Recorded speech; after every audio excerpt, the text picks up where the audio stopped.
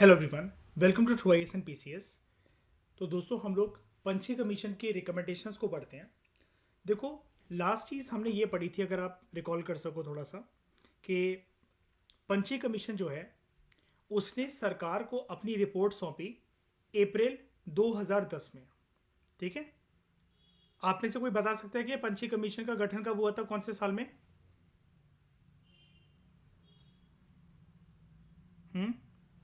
अप्रैल 2007। पूरे 3 साल बाद इसने अपनी रिपोर्ट जो है सौंपी अप्रैल 2010 में।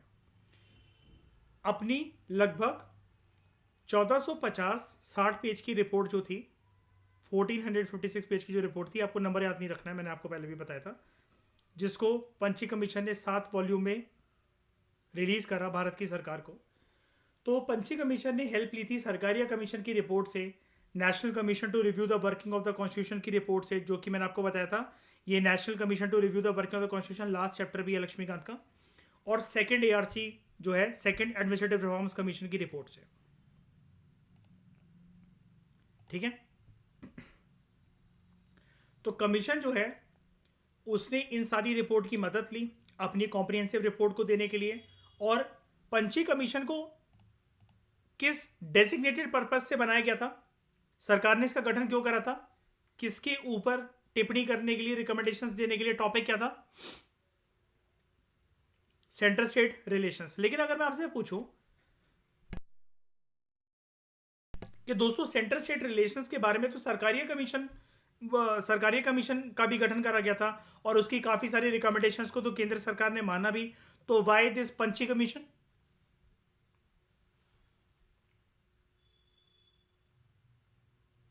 क्यों भाई, पंछी कमीशन क्यों? फिर भाई रिवाइज नहीं करते यार अच्छे से यार। पंछी कमीशन मैंने आपको बताया था, जब ये बनी थी तो केंद्र सरकार ने निर्भया को बोला था ना कि सरकारिया कमीशन को बने हुए लगभग 2 डिकेड हो चुके हैं, 20 साल हो गए हैं, अब तुम करंट पॉलिटी और इकोनॉमी की कंडीशंस को देखते हुए रिकमेंडेशंस देना, राइट? इसलिए इसलिए ये वाली लाइन यहां पर लिखी हुई है। However in the number of areas, जो कमीशन है इसकी रिपोर्ट थोड़ी सी अलग होती है फ्रॉम सरकारिया कमीशन, उसने जो रिकमेंडेशंस दी थी। और एक चीज और रिकॉल करवा दूं मैं आपको, लास्ट पैराग्राफ जो हमने पढ़ा था, हर एक सेंटर स्टेट रिलेशंस के एस्पेक्ट को, सेंटर स्टेट रिलेशंस के एस्पेक्ट को, यानी कि फेडरलिज्म के एस्पेक्ट को डिटेल में एग्जामिन करते हुए पंछी कमीशन की रिपोर्ट इस कंक्लूजन पर पहुंची थी कि आगे चलकर इंडिया को, मतलब इंडिया का जो फ्यूचर होगा उसमें, अगर हमें इंडिया में ये सुनिश्चित करना है कि भारत में यूनिटी, इंटेग्रिटी और सोशल और इकोनॉमिक डेवलपमेंट अगर सुनिश्चित रहे फ्यूचर में, तो what we need to adopt is principle of cooperative federalism. और ये कोऑपरेटिव फेडरलिज्म का प्रिंसिपल ही एक प्रैक्टिकल गाइड होनी चाहिए इंडियन पॉलिटी और इंडियन गवर्नेंस के लिए, ऐसा पंछी कमीशन का कहना था। तो पंछी कमीशन ने अपनी कितनी रिकमेंडेशन सौंपी केंद्र सरकार को? 310, जिसमें उसने बड़े सारे सिग्निफिकेंट एरियाज को टच करा in the working of centre state relations. और कुछ इंपॉर्टेंट रिकमेंडेशंस कौन सी हैं वो हम देखते हैं। हमारे कोर्स में हमें 38 याद करनी है according to our Laxmikanth book. Number 1, Punchhi commission का ये कहना था कि अगर हमें इफेक्टिव तरीके से इंप्लीमेंट करना है उन लॉज को जो कि लिस्ट 3 के जो सब्जेक्ट्स हैं, तो ये नेसेसरी है कि कुछ ब्रॉड एग्रीमेंट जो है वो यूनियन स्टेट के बीच में रीच हो before introducing legislation in parliament matters on in the concurrent list.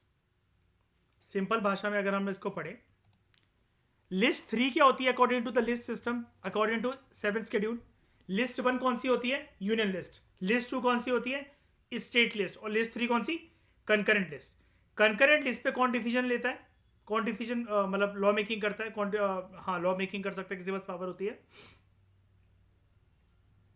Both union states, both centre and state. तो पंछी कमीशन ने यह कहा कि अगर लिस्ट 3 यानी कि कंकरेंट लिस्ट का अगर कोई सा भी टॉपिक अगर है, उसका कोई भी सब्जेक्ट मैटर है, तो उसके ऊपर कानून बनाने से पहले दोनों की आपसी सहमति और मंजूरी होनी चाहिए, यूनियन और स्टेट की, ताकि किसी भी प्रकार का कोई डिस्प्यूट ना हो। हालांकि हम जानते हैं संविधान में इस डिस्प्यूट को रिजॉल्व करने का एक मैकेनिज्म भी है। मुझे आप एक बारी फिर से रिकॉल करवाओ जरा।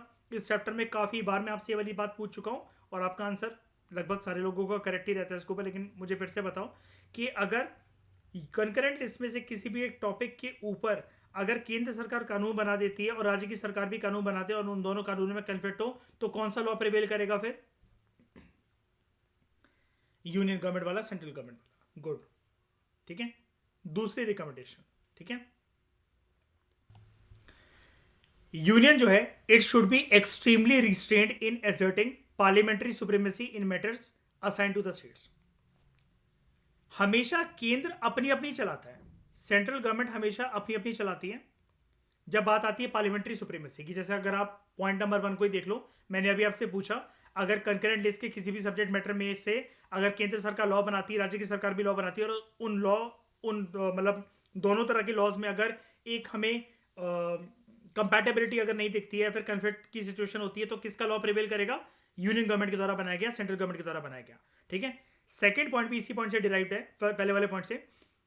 पंची कमीशन ने यह बोला कि यूनियन की जो सुप्रीमेसी है, ठीक है, तो union should be extremely restrained in asserting parliamentary supremacy उन मैटर्स के ऊपर, स्पेशली जो स्टेट को असाइन करे गए, ठीक है। हमें ज्यादातर फ्लेक्सिबिलिटी राज्य को देनी चाहिए जब बात आती है स्टेट लिस्ट के सब्जेक्ट मैटर्स की, या फिर transferred items in the concurrent list is the key for better centre state relations. Transferred items का मतलब बेसिकली ये होता है कि कंकरेंट लिस्ट में अगर कुछ आइटम्स हैं, कुछ सब्जेक्ट मैटर हैं जिनके ऊपर अगर केंद्र को कल को ये लगता है कि राज्य की सरकार अपने अपने हिसाब से, अपनी व्यवस्था के हिसाब से इसके ऊपर कानून बना सकती है, तो उसको कंकरेंट लिस्ट में क्यों डालना है, स्टेट लिस्ट में डाल दो। ये पंची कमीशन ने रिकमेंडेशन दी। तीसरी बात, पंची कमीशन का कहना था जो यूनियन गवर्नमेंट है it should occupy only that many of subjects in the concurrent या फिर ओवरलैपिंग जुरिसडिक्शन। वैसे कंकरेंट लिस्ट ही एक प्रकार की ओवरलैपिंग जुरिसडिक्शन है जहां पर केंद्र सरकार और राज्य की सरकार दोनों कानून बनाने के लिए सक्षम है। तो union should occupy only that many of subjects in the concurrent jurisdiction या ओवरलैपिंग जुरिसडिक्शन जो कि बहुत ज़्यादा नेसेसरी हैं तो to achieve uniformity of policy in demonstrable national interest. यानी कि हमें फेडरलिज्म के प्रिंसिपल में एक यूनिफॉर्मिटी चाहिए, या फिर हमें किसी भी सब्जेक्ट मैटर में अगर यूनिफॉर्मिटी चाहिए, केंद्र सरकार को अगर ऐसा लगता है कि हमें किसी भी सब्जेक्ट मैटर के ऊपर अगर नेशनल लेवल का अगर कानून बनाना है और वो हम ज़्यादा अच्छे से बना सकते हैं एज कम्पेयर टू स्टेट, अगर सेंटर को ऐसा लगता है सिर्फ उन्हीं सब्जेक्ट मैटर को आप अपनी यूनियन लिस्ट के अलावा कंकरेंट लिस्ट में डालो, जहां पर आपको यह लगता है कि it is absolutely necessary thing कि हमें किसी पॉलिसी को नेशनल इंटरेस्ट में इम्प्लीमेंट करने के लिए एक उसके अंदर यूनिफॉर्मिटी चाहिए, उसकी जो फेस वैल्यू में चाहिए वो ऐसा चाहिए कि वो यूनिफॉर्म प्रिंसिपल के ऊपर बेस्ड हो, जहाँ पर राज्य को भी आपत्ति न हो और राज्य की सरकारें जो हैं वो अपना योगदान दें उस पॉलिसी को नेशनल लेवल की पॉलिसी बनाने के लिए, या फिर उसके अंदर एक यूनिफॉर्म स्ट्रक्चर लाने के लिए। तब आप उसे कंकरेंट लिस्ट या ओवरलैपिंग जुरिसडिक्शन के अंदर डालो, अदरवाइज राज्य को अपने अपने हिसाब से काम करने दो।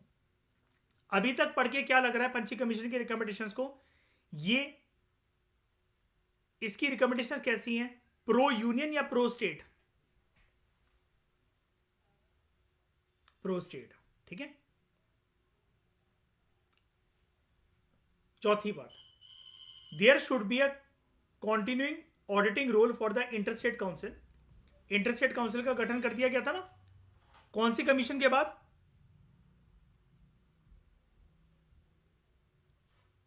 इंटरस्टेट काउंसिल का गठन कौन सी कमीशन के बाद हुआ था? सरकारिया कमीशन की रिकमेंडेशंस के बाद। तो पंची कमीशन ने बोला जो इंटरस्टेट काउंसिल है उसका एक ऑडिटिंग रोल होना चाहिए, और इंटरस्टेट काउंसिल के लिए ऑडिटिंग रोल होना चाहिए स्पेशली उन मैटर्स की मैनेजमेंट में जो कि कंकरेंट या फिर ओवरलैपिंग जुरिसडिक्शन के अंतर्गत आते हैं, ठीक है। ताकि ये देखा जाए अब इसका ऑडिटिंग रोल क्यों होना चाहिए, अगर हम क्वेश्चन पुट करें क्यों होना चाहिए, ताकि इंटर स्टेट काउंसिल कल को ऐसे बिहेव ना करे कि ये यूनियन गवर्नमेंट की वॉइस है, केंद्र सरकार की वॉइस है, इस स्टेट को दब कर रहना पड़ रहा है इसके सामने, इसके सारे वर्डिट राज्य की सरकारों के खिलाफ होते हैं, ठीक है, या फिर उन राज्य को ज़्यादा फेवर करते हैं जिनकी पार्टी बिल्कुल मैच करती है उस पार्टी से जो कि केंद्र सरकार में। ऐसी कोई भी व्यवस्था फेडरलिज्म की ना चरमराए, ना बिगड़े, इसके लिए इंटर स्टेट काउंसिल के लिए ज़रूरी है कि उसका एक ऑडिटिंग रोल हो और वो भी कॉन्टिन्यूसली उसको ऑडिटिंग करा जाए, ठीक है। नेक्स्ट रिकमेंडेशन, जो 6 मंथ का प्रिस्क्राइब पीरियड है in article 201 for state legislature to act when the bill is returned by the president can be made applicable for the president also, कि 6 महीने का समय जो स्टेट लेजिस्लेचर को दिया जाता है कि जब प्रेसिडेंट ने आपको बिल वापस कर दिया है विधानसभाओं को, ठीक है, या विधान परिषदों को, स्टेट लेजिस्लेचर को ओवरऑल, तो 6 महीने के अंदर अंदर आपको उसको विद और विदाउट अमेंडमेंट्स प्रेसिडेंट के सामने उसको पेश करना है।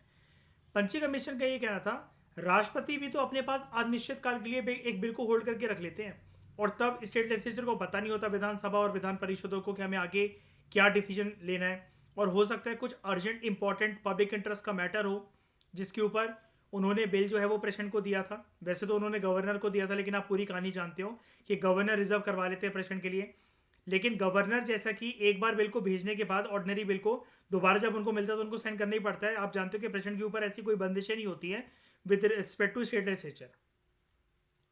तो पंची कमीशन का ये कहना था 6 महीने का समय संविधान के आर्टिकल 201 में स्टेट लेजिस्लेचर को तो दे दिया जाता है जब राष्ट्रपति उसको बिल वापस भेजते हैं, ठीक है, लेकिन ऐसी डेडलाइन एक राष्ट्रपति के ऊपर भी होनी चाहिए। राष्ट्रपति को डिसाइड करने, मतलब जो डिसाइड करते हैं ना वो, कि उनको बिल को सिग्नेचर देना है कि नहीं देना, या फिर विदहोल्ड कर लेना अपना एसेंट किसी भी स्टेट बिल को जो कि रिजर्व करा गया उनकी कंसिडरेशन के लिए। ये जो डेडलाइन है 6 महीने की या फिर ऐसे किसी भी महीने की जो टाइमलाइन है वो प्रेसिडेंट के ऊपर भी लागू होनी चाहिए।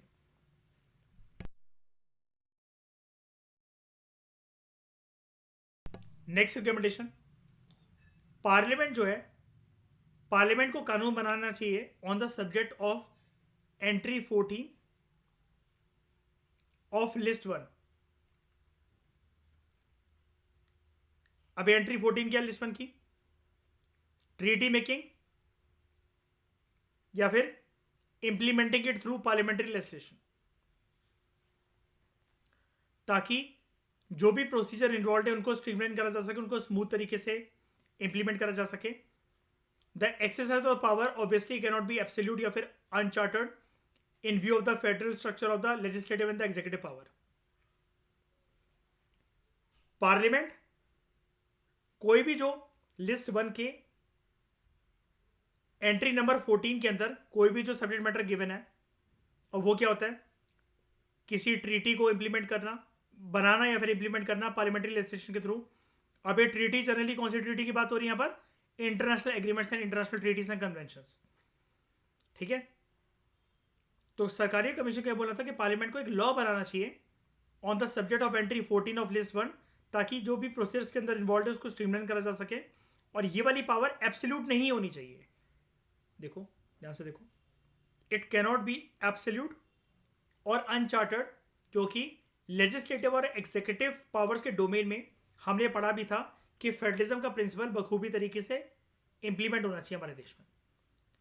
नेक्स्ट, फाइनेंशियल ऑब्लिगेशंस और उसकी जो इम्प्लीकेशंस होती हैं स्टेट फाइनेंसेस के ऊपर, जो कि किसी भी ट्रीटी या एग्रीमेंट की वजह से स्टेट के फाइनेंस को बिगाड़ कर रख देती है, उसके ऊपर किसी भी प्रकार की फाइनेंशियल ऑब्लिगेशन को पुट कर देती है, तो it should be a permanent term of reference to the finance commission constituted from time to time.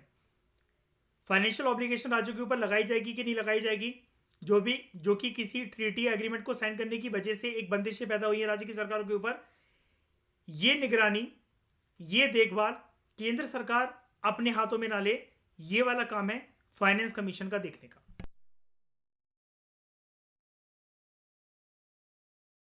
यानी कि पंची कमीशन का ये कहना था फाइनेंस कमीशन ज्यादा अच्छे से बता देगा कि स्टेट्स के ऊपर अगर ये बंदिशें लगने वाली हैं पैसों की टर्म्स में तो कितनी लगेंगी और कैसे लगेंगी। केंद्र सरकार अपने हिसाब से किसी भी प्रकार का फाइनेंशियल डिसीजन ऐसा ना ले जो राज्य के ऊपर बेसिकली एक प्रकार से बंदिशों का काम करे। क्लियर है वाली बात यहां तक? क्या कह रहे हो आर्यन?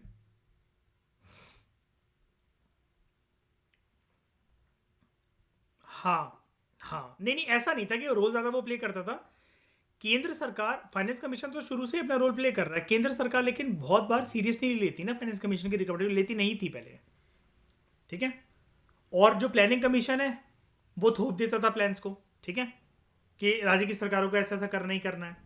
तो इस पंची कमीशन ने ये बोला कि ऐसे कोई भी प्लान या ऐसी कोई भी फाइनेंशियल व्यवस्था राज्य के ऊपर थोपी ना जाए, वो वाला काम फाइनेंस कमीशन देख लेगा और कोई ना देखे।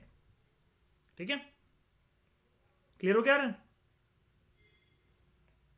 उसके बाद गवर्नर्स को सिलेक्ट करते हुए, श्रेया यहां पर सिलेक्ट क्यों लिखा हुआ है, इलेक्ट क्यों नहीं लिखा हुआ? सिलेक्टिंग क्यों लिखा हुआ है, इलेक्टिंग क्यों नहीं? यस, अपॉइंटेड अथॉरिटीज होती है ना, सिलेक्शन होता है इनका, कोई चुनाव नहीं होता राज्यपाल का। तो while selecting governors, central government जो है it should adopt the following strict guidelines, जो कि सरकारी कमीशन के अंदर रिकमेंड करी गई थी। अब कल को ये मेंस ओरिएंटेड एक आपका क्वेश्चन बन सकता है कि कौन कौन सी गाइडलाइन कॉमन है या ओवरलैपिंग है, जो कि सरकारी कमीशन के अंदर भी देखने को हमें मिलती हैं और पंची कमीशन के अंदर भी हमें देखने को मिलती हैं। और ये सरकारी कमीशन को यहाँ पर क्यों कोट करा गया है, हमने इंट्रोडक्शन के अंदर पढ़ा था लास्ट क्लास में, और आज के लेक्चर भी मैंने वहीं से आपको स्टार्ट कराया कि पंची कमीशन ने अपनी एक्सटेंसिव रिपोर्ट को प्रिपेयर करने के लिए 3 रिपोर्ट्स को कंसिडर करा था, 3 कमीशन की रिपोर्ट को कंसिडर करा था। एक सरकारी कमीशन, दूसरा national commission to review the working of the constitution NCRWC, और सेकेंड एआरसी।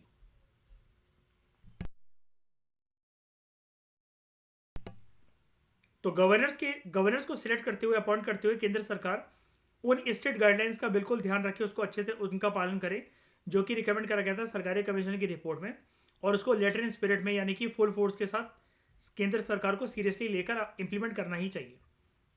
जैसा कि सरकारी कमीशन ने बोला था, गवर्नर एक ऐसा पर्सन होना चाहिए, ही और she should be an eminent in some walk of life, कुछ काबिल हो किसी भी एक फील्ड में, किसी चीज में काबिलियत होल्ड करता हो। नंबर 2, ही और she should be a person from outside the state, निष्पक्ष रूप से काम कर सके, तो जिस राज्य में उसकी नियुक्ति हो रही है वो उस राज्य का मूल निवासी ना हो शुरू से। नंबर 3, ही और she should be a detach figure, कौन सा डिटैच फिगर, किससे? पॉलिटिक्स से, और ज्यादा इंटीमेटली कनेक्टेड नहीं होना चाहिए with the local politics of the state, राजनीति से दूर रहे। ऐसे पर्सन को हम लोग क्या कहते हैं गवर्नेंस की लैंग्वेज में? सरकारी कमीशन ने टर्म यूज करी थी, याद है? Non partisan. नेक्स्ट, ही और she should be a person who has not taken to great,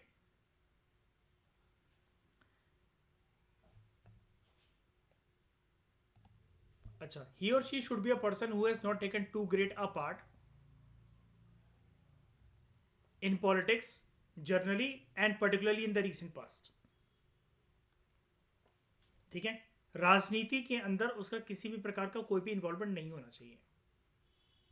ठीक है, ये तो हो गई वो 4 बातें जो कि सरकारी कमीशन के एक पॉइंट को कोट करते हुए इस पंची कमीशन ने उठाई। 9th रिकमेंडेशन, वैसे तो 301 रिकमेंडेशंस दी थी, 310 रिकमेंडेशंस दी थी, हमें अभी 30-80 पढ़नी है हमारे कोर्स के लिए। गवर्नर जो है उनका फिक्स टेन्योर होना चाहिए 5 साल का, and their removal should not be at the sweet will of the government at the centre. ठीक है, देखो इसने क्या लाइन क्या यूज करी है, वर्ड क्या यूज करा है, sweet will of the government at the centre.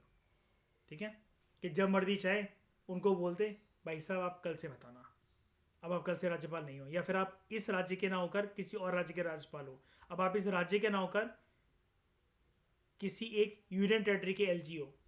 ठीक है, उसके बाद the procedure laid down for impeachment of president mutandis can be made applicable for impeachment of governors as well. अब ये म्यूटेंडिस का मतलब ये होता है, फ्रेज का मतलब डिट्टो बिल्कुल एज इट इज, ये इम्पीचमेंट का जो प्रेसिडेंट का जो प्रोसीजर होता है उसको डिट्टो गवर्नर के इम्पीचमेंट के प्रोसेस के लिए भी एप्लीकेबल करा जाए। कहने का मतलब ये था सरकारिया कमीशन का, सॉरी ये पंची कमीशन का, प्रेसिडेंट का इम्पीचमेंट का प्रोसीजर आसान होता है क्या? आसान होता है प्रेसिडेंट के इम्पीचमेंट का प्रोसीजर? कौन कह रहा है यस? होता है? नहीं। और गवर्नर के लिए इम्पीचमेंट का प्रोसीजर होता है क्या? नहीं। इम्पीचमेंट वर्ड ही किसके लिए रिजर्व्ड है? प्रेसिडेंट के लिए। कुल मिलाकर उसका रिमूवल प्रोसीजर टफ है प्रेसिडेंट का, इतना मानते हो? और गवर्नर को हटाने के लिए सिर्फ क्या करना पड़ता है? केंद्र सरकार एक फरमान जारी कर दे कि कल से तुम राज्यपाल नहीं हो, इतना काफी होता है ना? इतना काफी होता है। ये चीज नहीं होनी चाहिए। जितना टफ इंपीचमेंट का प्रोसीजर प्रेसिडेंट के लिए प्रिस्क्राइब है, उतना ही इंपीचमेंट का प्रोसीजर टफ गवर्नर के लिए बनाना चाहिए। क्योंकि प्रेसिडेंट कौन है? Head of Indian state. लेकिन गवर्नर कौन है?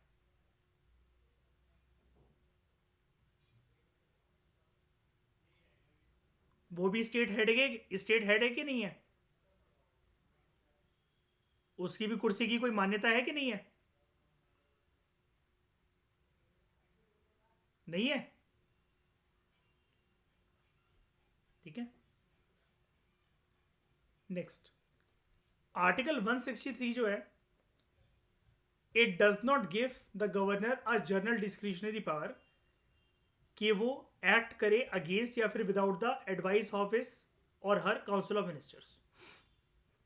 अब ये हिज नहीं होना चाहिए यहाँ पर, इसके काउंसिल ऑफ मिनिस्टर्स नहीं होते हैं वो किसके होते हैं? पीएम और इस काउंसिल ऑफ मिनिस्टर, यानी कि सरकार जो भी राज्य में है उसके मुख्यमंत्री और उनके मंत्रिमंडल के एडवाइस के अगेंस्ट या उनके एडवाइस के बिना कोई भी अपने डिस्क्रिशनरी पावर में आते हुए एक्ट ना करे। आर्टिकल 163 गवर्नर को कतई ये पावर नहीं देता, ऐसा पंची कमीशन का कहना था। In fact, the area for the exercise of discretion is limited, and even in this limited area, his choice of action should not be arbitrary या फिर fanciful, के दिखाने के लिए कि मैं कितना ताकतवर हूँ, ठीक है, या फिर मैं अपनी मर्जी का कितना कुछ कर सकता हूँ या कर सकती हूँ, डिपेंडिंग गवर्नर मेल है कि फीमेल है। तो गवर्नर कैसे भी करके ही और she should not miss use his और हर डिस्क्रिशनरी पावर, क्योंकि वो डिस्क्रिशनरी पावर पंची कमीशन का कहना ये था कि वो लिमिटेड है, और इस लिमिटेड एरिया में भी उसका चॉइस ऑफ एक्शन ऐसा ना लगे कि वो आर्बिट्ररी या फेंसिफुल है। उसका कोई भी जो चॉइस हो गवर्नर का, वो रीजन के बेसिस पर होना चाहिए, गुड फेथ के बेसिस पर होना चाहिए, and it should be tempered by caution. बहुत कॉशनरी नोट के साथ उनको एक्सरसाइज करना चाहिए अपना discretionary role. With respect to the bills जो कि विधानसभा विधान परिषद एक राज्य की पास करती हैं, गवर्नर जो है ही और she should take the decision within 6 months कि उनको क्या एसेंट देना है ऐसे किसी बिल को, अपने पास रिजर्व करके रखना है for the consideration of the president या फिर नहीं। ठीक है, 6 महीने का उनके पास ये समय होना चाहिए। ये सब पंची कमीशन की रिकमेंडेशंस हैं। उसके बाद ऑन द क्वेश्चन ऑफ के गवर्नर का रोल क्या in the appointment of chief minister, अगर एक हंग असेंबली है, हंग असेंबली कौन सी कंडीशन होती है? कब बनेगी हंग असेंबली की condition? When no party gets clear majority.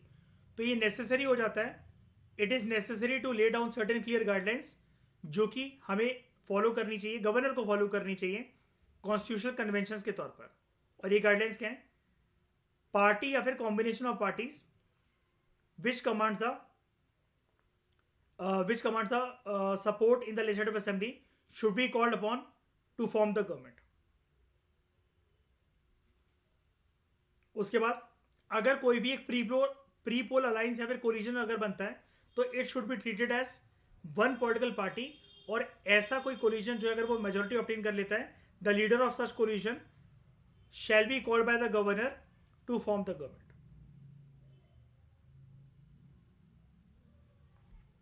अगर कोई भी पार्टी या फिर प्री पोल कोलिजन जो है उसके पास किसी भी के पास भी क्लियर मेजोरिटी नहीं है, तो गवर्नर जो है ही और she should select the chief minister in the order and preference indicated here. कैसे?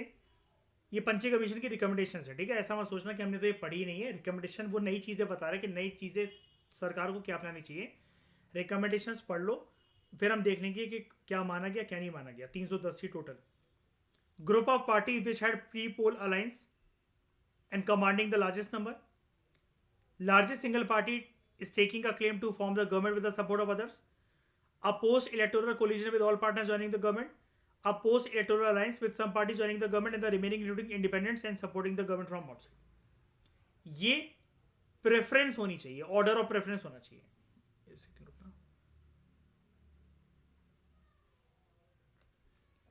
कि इस प्रेफरेंशियल ऑर्डर में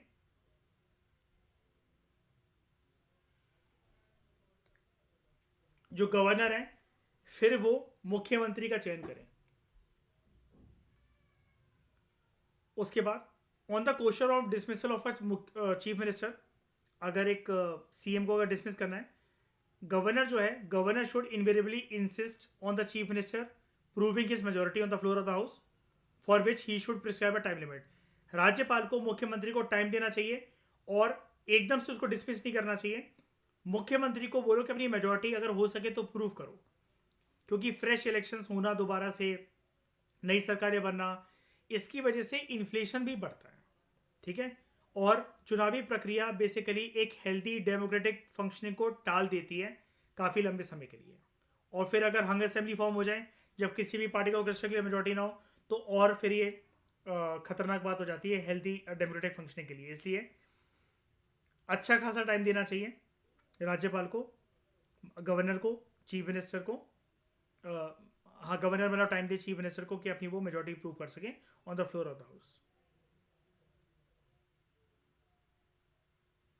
ठीक है, उसके बाद the convention of governors acting as chancellors of universities और दूसरी स्टैट्यूटरी पोजीशंस अगर वो होल्ड कर रहे हैं, इसको हटा देना चाहिए हमें, इस कन्वेंशन को। और इसका जो रोल है सिर्फ कॉन्स्टिट्यूशनल प्रोविजंस तक ही होना चाहिए, ना कि यूनिवर्सिटीज के चांसलर की तरह। जब कभी भी एक्सटर्नल एग्रेशन या इंटरनल डिस्टर्बेंस अगर पैरालाइज कर दे स्टेट एडमिनिस्ट्रेशन को, ठीक है, तो पंची कमीशन का कहना ये था, हमें पता है कि कॉन्स्टिट्यूशनल मशीनरी स्टेट में फेल हो सकती है। ठीक है, उस केस में और alternative courses available to the union for discharging its paramount responsibility under article 355 should be exhausted, ताकि हम सिचुएशन को कंट्रोल कर सकें। और सेंटर एकदम से कोशिश करेगी कि हम आर्टिकल 356 को यूज करें। तो पंची कमीशन का ये कहना था, it should be limited strictly to rectifying a failure of the constitutional machinery in the state. कि केंद्र सरकार को ये कोशिश करनी चाहिए कि अगर राज्यपाल उसे ये बता रहे हैं कि स्टेट के अंदर कॉन्स्टिट्यूशनल मशीनरी फेल हो गई है, तो उसको रिस्टोर कैसे करो, उसको रेक्टिफाई कैसे करो, ये ना कि ये करो कि वहां पर बिना सोचे समझे राष्ट्रपति शासन लगा दिया जाए। ऐसा नहीं होना चाहिए। नेक्स्ट पॉइंट, अगर आर्टिकल 356 का यूज करना ही है, पंची कमीशन का कहना था कि क्या हमें आर्टिकल 356 का यूज करना चाहिए जहां पर कॉन्स्टिट्यूशनल मशीनरी फेल होने के कारण राष्ट्रपति शासन लग जाता है कि स्टेट के अंदर।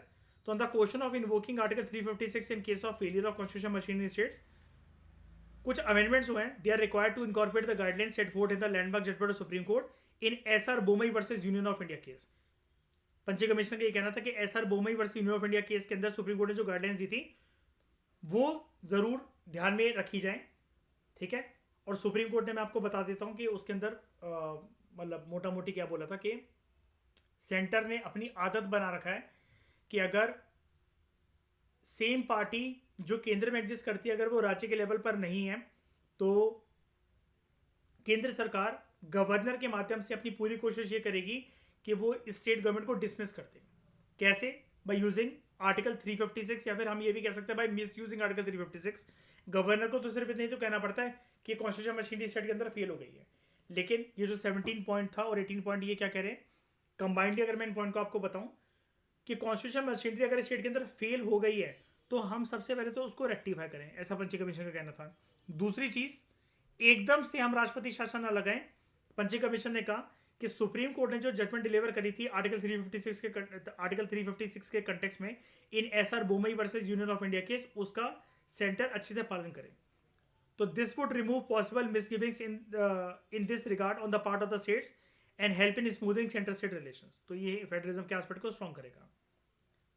अगला, given the strict parameters now set for invoking the emergency provisions under article 352 national emergency and article 356 state emergency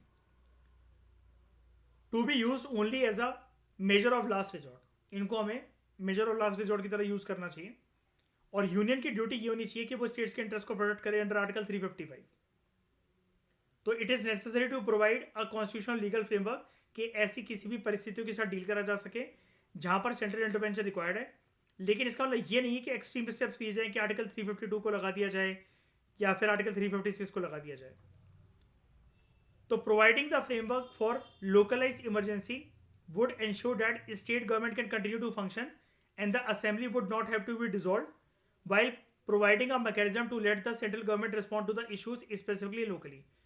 Panchi commission ने एक नई टर्म यहां पर दी, इसको ग्रीन कलर से मार्क करता हूं, इसको देखो, लोकलाइज्ड इमरजेंसी। लोकलाइज्ड इमरजेंसी एक ऐसी सिचुएशन बनाने की बात करी पंची कमीशन ने जहां पर अगर ऐसी विपरीत परिस्थिति राज्य के अंदर उत्पन्न होती है जहां पर केंद्र सरकार को ये लगता है कि आर्टिकल 352 और आर्टिकल 356 के तहत हमें यहाँ पर नेशनल इमरजेंसी या फिर स्टेट इमरजेंसी लगा देनी चाहिए। आर्टिकल 352 की बात यहाँ पर क्यों हो रही है? हम अभी तक इस चैप्टर में क्या पढ़ चुके हो और आप अच्छे से क्या जान चुके हो कि आर्टिकल 352 के सिर्फ वॉर या फिर एक्सटर्नल एग्रेशन के केस में यूज होगा क्या, या फिर नेशनल इमरजेंसी पूरे देश में लगेगी क्या? हम उसको किसी एक देश के पार्ट में नहीं लगा सकते, लगा सकते हैं कि नहीं?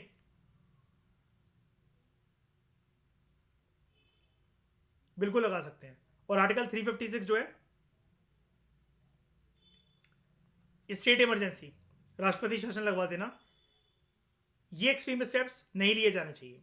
केंद्र सरकार जो है वो लोकलाइज्ड इमरजेंसी के कंसेप्ट का पालन करे, जहां पर पंची कमीशन ने यह भी समझाया कि what do we mean by the term localised emergency. ये टर्म आपको भी पता है प्रैक्टिकल नहीं होती है, ये पंची कमीशन ने रिकमेंडेशन दी कि ऐसी एक नए टूल का इस्तेमाल करो। तो लोकलाइज्ड इमरजेंसी के अंतर्गत क्या होगा कि आर्टिकल 352 और 356 का यूज ना करते हुए केंद्र सरकार को अगर राज्यों के अंदर जो सिचुएशन जो उत्पन्न हुई है अगर उसको संभालना ही है तो केंद्र सरकार एकदम से डिसमिस ना कर दे राज्य की सरकारों को, ठीक है, वहां पर वो सरकार को एकदम से हटा ना दे, डिसॉल्व ना कर दे स्टेट लेजिस्लेचर को, स्टेट असेंबली को, और केंद्र सरकार बिना आर्टिकल 352 और आर्टिकल 356 का इस्तेमाल करे वो व्यवस्था संभाले स्टेट की, स्पेसिफिक इश्यूज के साथ डील करते हुए और लोकल इश्यूज के साथ डील करते हुए।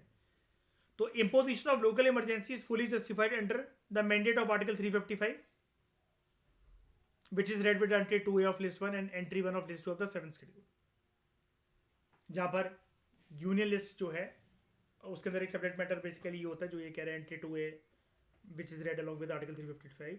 इसको छोड़ो आप इतने कॉम्प्लिकेटेड बात को, कि जहां पर यूनियन गवर्नमेंट के पास ये पावर होती है कि स्टेट लिस्ट के भी किसी भी टॉपिक को एक्स्ट्रा ऑर्डिनरी सिचुएशंस या फिर इमरजेंसी सिचुएशंस के अंदर इस्तेमाल करते हुए हम जो स्टेट लिस्ट की जो पावर अभी तक राज्य की सरकारों के पास थी उसमें से कानूनी व्यवस्था बनाने की अब वो हम अपने हाथ में भी ले सकते हैं। उसके बाद कुछ अमेंडमेंट्स करे जाने चाहिए to article 263 which are required to make the inter state council a credible, powerful and fair mechanism, ताकि हम इंटर स्टेट और सेंटर स्टेट के डिफरेंसेस को अच्छे से मैनेज कर सकें। फिर जोनल लेवल पर जो जोनल काउंसिल्स होते हैं, पंची कमीशन का कहना था it should meet at least twice a year, वो साल में 2 बार मिले, जिसमें वो एक एजेंडा डिसाइड करें जो कि प्रपोज करा गया स्टेट्स के द्वारा, concern to maximise coordination and promote harmonisation of policies and action having inter state ramification, यानी कि जिसका प्रभाव एक राज्य से ज़्यादा राज्यों के ऊपर पड़े। जो सेक्रेटेरिएट होगा एक स्ट्रेंथन इंटर स्टेट काउंसिल का, वो फंक्शन करेगा as the secretariat of the zonal councils as well. फिर पंची कमीशन ने बोला, एक कमेटी का जिक्र करा उसने, empowered committee on finance ministers of states. Punchhi commission का कहना था इस प्रकार की जो कमेटी है जिसको नाम दिया गया empowered committee of finance ministers of states, ये एक सक्सेसफुल एक्सपेरिमेंट हो सकता है in inter state coordination on fiscal matters. There is a need to institutionalise similar models in other sectors as well. एक फोरम होना चाहिए मुख्यमंत्रियों का which should be chaired by one of the chief minister by rotation, can be similarly thought about particularly to coordinate policies of sectors like energy, food, education, environment and health। कुल मिलाकर पंची commission का इस point में बोलने का मकसद ये है कि अगर फेडरलिज्म का मतलब ये होता है कि हम लोग कोऑर्डिनेशन करके चलें, कोऑपरेटिव फेडरलिज्म को अडॉप्ट करें, वो ज़्यादा बेटर मॉडल भी होता है। तो उसके लिए ये सबसे पहले उसने एक एग्जांपल देकर बोला कि एक कमेटी बन सकती है, empowered committee on finance minister of state, जो कि सारे राज्यों के, मतलब जो राज्य की सरकारें होती हैं उनके जो वित्त मंत्री होंगे, जो फाइनेंस मिनिस्टर होंगे, वो आकर अपनी अपनी पॉलिसीज बनाएं और वो बताएं कि उन्होंने एक राज्य में उत्पन्न हुए फिजिकल मैटर्स को कैसे संभाला। और पंची कमीशन का ये कहना है कि इस जैसे फाइनेंस कमीशन के ये फाइनेंस मिनिस्टर्स की एक जो कमेटी होगी इस मैटर पर, फिजिकल मैटर्स पर, इसी तरीके से और भी सेक्टर्स के अंदर ये वाला काम करा जा सकता है। जैसे दूसरा उसने एग्जांपल दिया कि मुख्यमंत्रियों का एक फोरम होना चाहिए, उस फोरम को हर एक साल, अब इसने एक साल तो नहीं बोला, मैं एग्जांपल के लिए बोल रहा हूँ कि हर एक साल एक मुख्यमंत्री जो है वो उसका चेयरमैन हो और बाय रोटेशन हर एक मुख्यमंत्री को मौका मिले और इस सारे मुख्यमंत्री अपने अपने राज्यों में कोऑर्डिनेट करें अपनी पॉलिसीज को in sectors like energy, food, education, environment and health. उसके बाद पंची कमीशन का कहना था नई ऑल इंडिया सर्विसेज जो है in sectors like health, education, engineering and judiciary should be created. ये चैप्टर में मैं आपको काफ़ी बार बता चुका हूँ, है ना। Indian education service, Indian health service, Indian judicial service, और इसने ये भी बोला इंडियन इंजीनियरिंग सर्विस, ये नई ऑल इंडिया सर्विसेज होनी चाहिए। अच्छा, अगर ऑल इंडिया सर्विसेज को, किसी भी नई ऑल इंडिया सर्विस को बनाना है तो इसकी पावर एकमात्र किसके हाथ में हमारे देश में? पार्लियामेंट नहीं कहते यार, निर्वैर, श्रेय किसके पास है? नई ऑल इंडिया सर्विस को कौन बनाता है? राज्यसभा, ठीक है। उसके बाद factors inhibiting the composition functioning of the second chamber, कोई भी फैक्टर्स जो कि रोक रहे हैं कि सेकेंड चेंबर जो है वो अच्छे से कंपोज नहीं हो पा रहा, फंक्शन नहीं कर पा रहा, as representative forum of states should be removed और modified even if it requires amendment of the constitutional provision. यानी कि यहाँ पर ये किसकी बात कर रहा है? राज्यसभा की। राज्यसभा पंची कमीशन के अकॉर्डिंग एक इमेंस पोटेंशियल प्रोवाइड करता है to negotiate acceptable solutions to the friction points जो कि सेंट्रल स्टेट के बीच में मर्ज होते हैं। कौन कौन से मुद्दों पर? फिजिकल मैटर्स, लेजिस्लेटिव मैटर्स और एडमिनिस्ट्रेटिव मैटर्स। उसके बाद next recommendation, balance of power between states, ये इंटर से it is desirable and this is possible by equality of representation in the Rajya Sabha. अच्छा, इक्वालिटी ऑफ रिप्रेजेंटेशन हमारे राज्यसभा में होती है क्या श्रेया? सारी स्टेट्स इक्वल तरीके से रिप्रेजेंटेड है राज्यसभा में? नहीं। किसके बेसिस पर रिप्रेजेंटेड होती है? कौन सी कंट्री ऐसी है जहां पर इक्वल रिप्रेजेंटेशन होती है? यूएसए। वहां पर कितनी स्टेट्स हैं? 50। हर एक स्टेट से कितने रिप्रेजेंटेटिव होते हैं? 2। तो वहां के सेनेट में कितने मेंबर्स होते हैं टोटल? 100। कहां पढ़ा था हमने वाली बात? पार्लियामेंट के चैप्टर में, उसके दूसरे पेज पर, ठीक है। तो this requires amendment of the relevant provisions ताकि हम इक्वालिटी ऑफ सीट्स दे सकें स्टेट्स को अंदर Rajya Sabha irrespective of the population size. उसके बाद the scope of devolution of powers to local bodies, कि वो सेल्फ गवर्नमेंट के इंस्टीट्यूशंस की तरह एक्ट कर सकें, it should B constitutionally defined through appropriate amendments.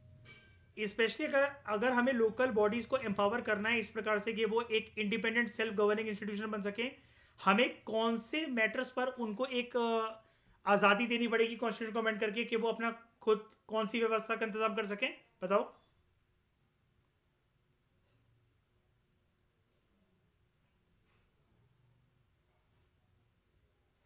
Financial matters, पैसा अपना खुद से कलेक्ट कर सके, और वो कैसे हो सकता है? Independent sources of tax revenue, right. सभी के सभी जो फ्यूचर सेंट्रल लेजिस्लेशन है जहां पर हमें स्टेट्स की इन्वॉल्वमेंट की आवश्यकता है, they should provide for cost sharing.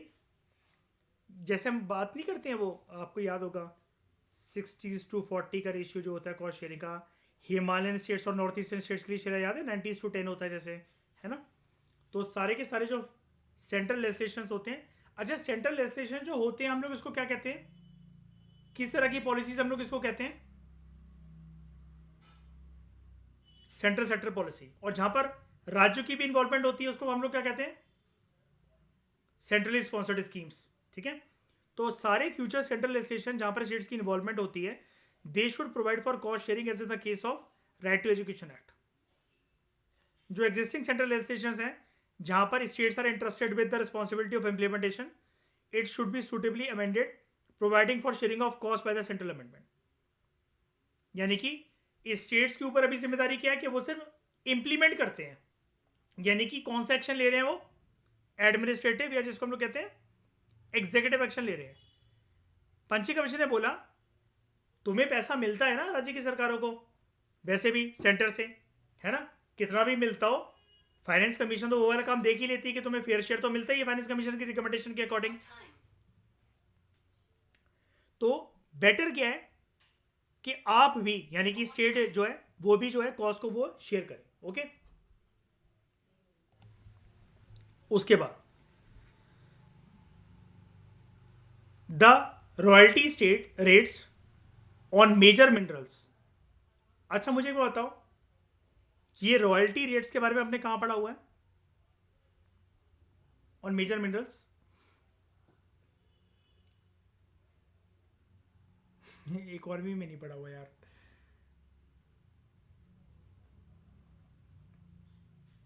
हमने इसको गवर्नर और पार्लियामेंट के लेक्चर्स में अच्छे से कवर कर रखा है. ठीक है, आपको पता है ना जहां पर जिन स्टेट्स में मेजर मिनरल्स मिलते हैं, ठीक है, उन मिनरल्स की माइनिंग होती है और फिर स्टेट्स को रॉयल्टी भी मिलती है. राइट, पैसा मिलेगा नहीं मिलेगा कि उनके लिए, मतलब जो अब देखो वो मिनरल्स तो नेशनल इंपॉर्टेंस के मिनरल्स हैं, तो वो तो भाई यूज़ होंगे पूरे ऑल ओवर द देश, या फिर मतलब इंडिया उनको एक्सपोर्ट करेगा या केंद्र सरकार मतलब बेसिकली डिसाइड करेगी, लेकिन राज्य की सरकार उससे कुछ अर्न भी तो कर सके लगातार, है कि नहीं. तो royalty rates on major minerals should be revise at least every 3 years without any delay. A state should be properly compensated for any delay in the revision of royalty beyond 3 years. आगे ना वही वाली बात मैंने बोला ना कि स्टेट्स को कुछ ना कुछ तो फायदा मिलना ही चाहिए. तो अगर ये जब रेट्स रिवाइज हो रहे हैं हर एक 3 साल में, तो स्टेट्स को प्रॉपरली जब ये रेट्स रिवाइज हो रहे हैं, मतलब रॉयल्टी रेट्स रिवाइज हो रहे हैं, तो स्टेट्स को प्रॉपर तरीके से कंपनसेशन मिलना चाहिए अगर वो डिले हो जाता है कुछ भी. तो फिर current ceiling on profession tax should be completely done away with the constitutional amendment. जो अपर लिमिट है ना प्रोफेशनल टैक्स के ऊपर के इतना ही लगेगा, इसको हमें हटा देना चाहिए कॉन्स्टिट्यूशनल अमेंडमेंट करके, ऐसा पंची कमीशन का कहना था. उसके बाद the scope for raising more revenue from the taxes which is mentioned article 268, इसको फ्रेशली तरीके से हमें एग्जामिन करना चाहिए. दिस इशू में भी इधर refer to the next finance commission या फिर एक एक्सपर्ट कमेटी का गठन होना चाहिए इस मैटर पर लुक आफ्टर करने के लिए. उसके बाद ज़्यादा अकाउंटेबिलिटी को लाने के लिए सारे के सारे जो फिजिकल लेजिस्लेशन हैं, यानी कि ऐसे लॉज जो कि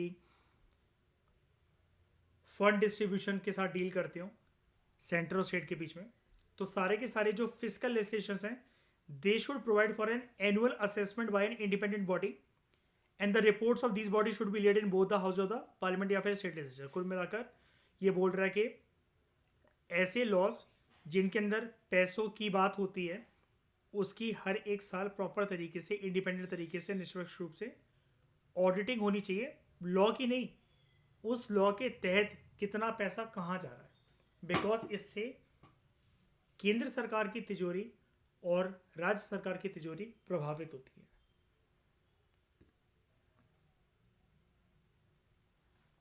उसके बाद considerations specified in the terms of reference of the finance commission, it should be even handed as it should be even handed as between the center and the states. Term of reference मैंने आपको बताया था क्या होता है किसी भी commission के लिए. इस चैप्टर में काफी बार यूज कर चुका हूं इस फ्रेज का मैं. क्या मतलब होता है इसका?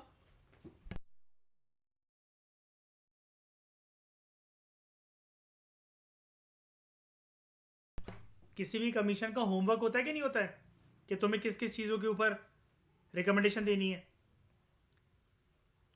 तो फाइनेंस कमीशन को जब भी टर्म ऑफ रेफरेंस जो सौंपी जाती है तो वो सेंट्रल स्टेट के इंटरेस्ट को बैलेंस करते हुए उसको होमवर्क देना चाहिए. हमें एक इफेक्टिव मैकेनिज्म होना चाहिए जहाँ पर हम स्टेट्स को इन्वॉल्व करें कि वो टर्म ऑफ रेफरेंस जो है वो फाइनलाइज करें फाइनेंस कमीशन का, क्योंकि अल्टीमेटली फाइनेंस कमीशन की रिकमेंडेशंस उनकी तिजोरियों पर भी, राज्य की तिजोरियों पर भी प्रभाव डालेगी इस वजह से।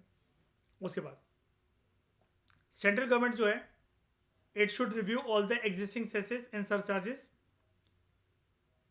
ताकि वो उनका शेयर कम कर सके in the gross tax revenue. बात यहां पर ये है जो पंची कमीशन कहना चाह रही है कि सेस और सरचार्ज का पैसा राज्य की सरकारों के साथ केंद्र सरकार एक बार के लिए सोचे।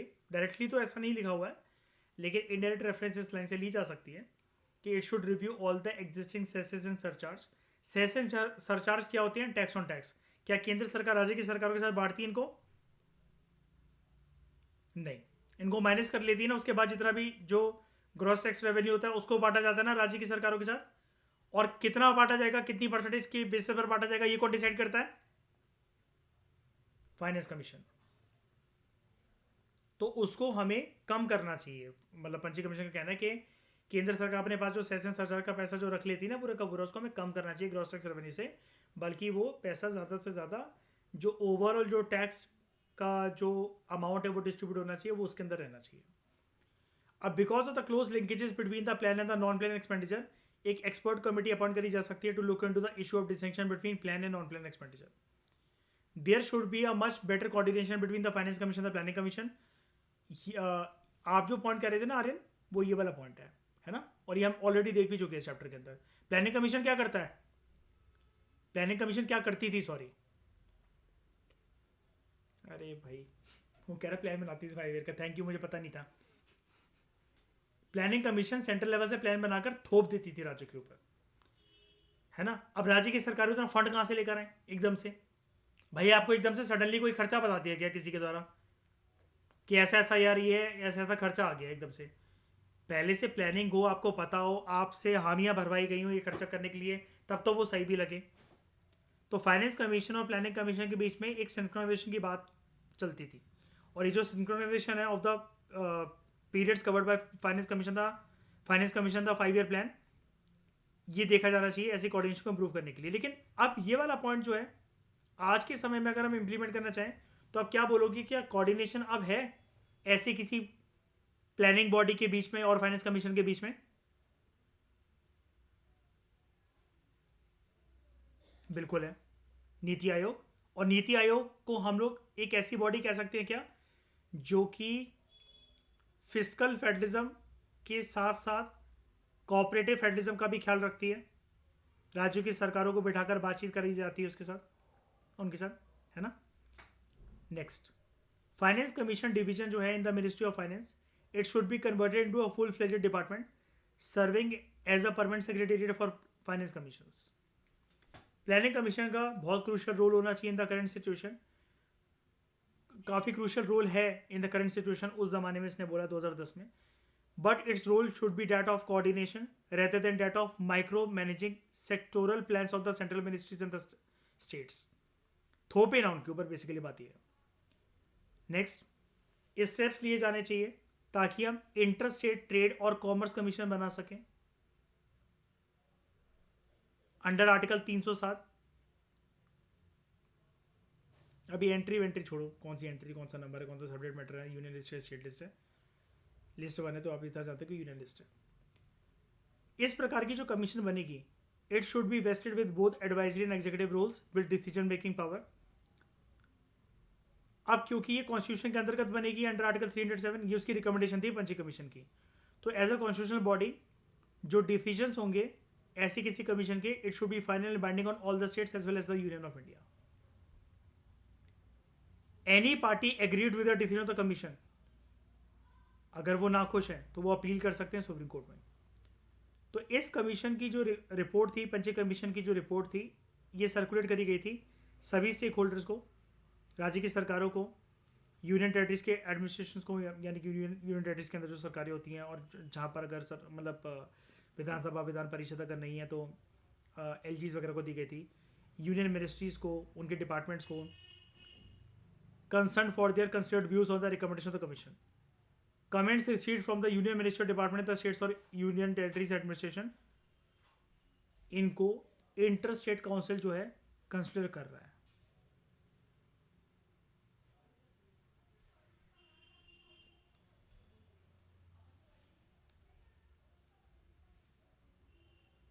ये वाली बात निकल कर आई थी in the annual report 2018-19 in the ministry of home affairs कि पंछी कमीशन की रिकमेंडेशंस का आपने करा क्या। तो इस रिपोर्ट में ये बोला गया था 2018-19 की रिपोर्ट में ये मिनिस्ट्री ऑफ होम अफेयर्स की कि पंछी कमीशन के द्वारा दी गई 310 जो रिकमेंडेशंस हैं हमने वो सबको दे दी हैं। हमने कमेंट्स रिसीव करे अलग अलग मिनिस्ट्री से, डिपार्टमेंट से, यूनियन टेरिटरी से, केंद्र सरकार, राज्य सरकार, सभी रेलिवेंट स्टेक होल्डर से, और इंटरस्टेट काउंसिल उनको कंसिडर कर रहा है। अब कब करेगा, क्या होगा उसका, वो भगवान जाने। तो इस डिस्कशन में दोस्तों फिलहाल इतना ही।